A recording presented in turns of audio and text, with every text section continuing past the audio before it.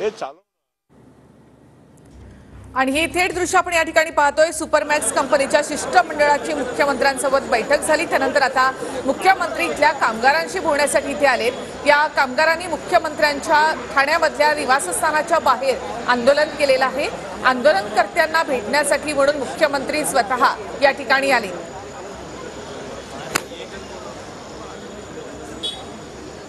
Supermax कंपनीच्या कामगारांचा हा मुद्दा आहे।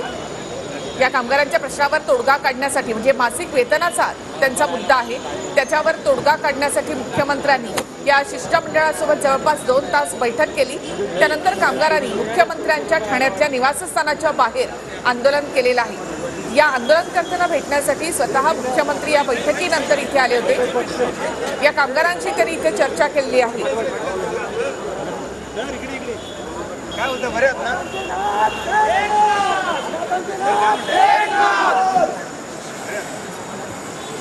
सन्माननीय मुख्यमंत्री साहब आगे बढ़ो, हम तुम्हारे साथ हैं।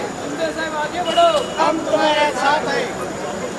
मासिक वेतनासाठी सुपरमॅक्स कंपनीच्या कामगारांनी या ठिकाणी ठिय्या आंदोलन केलं। 2 वर्षापासून ही कंपनी बंद आहे। अनेक वेळा मुख्यमंत्र्यांची भेट घेऊन तोडगा न निघाल्यामुळे अखेर कामगारांनी या ठिकाणी आंदोलन केलं। त्यानंतर मुख्यमंत्री सुपरमॅक्स कंपनीच्या या कामगारांच्या भेटीसाठी बाहेर आले।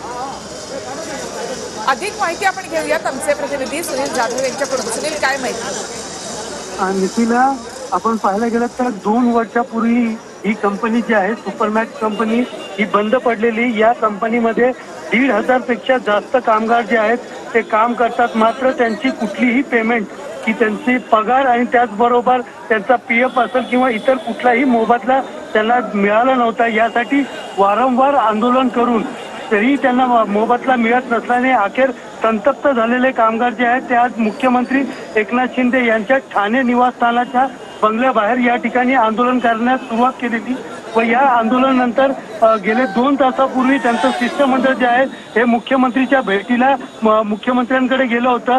2 तास चर्चा केल्यानंतर अखेर यावरती निर्णय घेत मुख्यमंत्र्यांनी आज स्वतः या कामगारांना आता भेट दिलेली आहे।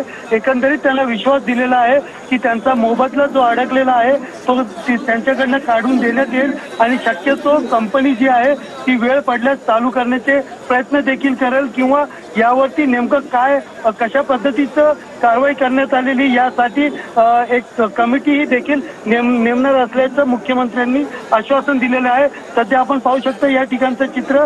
या ठिकाणी मुख्यमंत्री स्वतः त्यांना कामगार आहेत त्यांना भेटत आहेत आणि त्यांना आश्वासन देत आहेत, जेणेकरून त्यांच्या घरासमोर जे ठिय्या आंदोलन सुरू होतं त्या ठिय्या आंदोलनानंतर कामगारांना कुठेतरी पॉझिटिव्ह असा निकाल जो आहे या ठिकाणी आश्वासन जे आहे मुख्यमंत्र्यांकडनं भेटलेलं या ठिकाणी दिसून येत आहे। निखिला, नक्कीच सुनील, धन्यवाद। 2 वर्षापासून ही कंपनी बंद आहे आणि मासिक वेतनाचा मुद्दा या कामगारांचा आहे। यासाठी त्यांनी मुख्यमंत्र्यांची भेट घेतलेली आहे।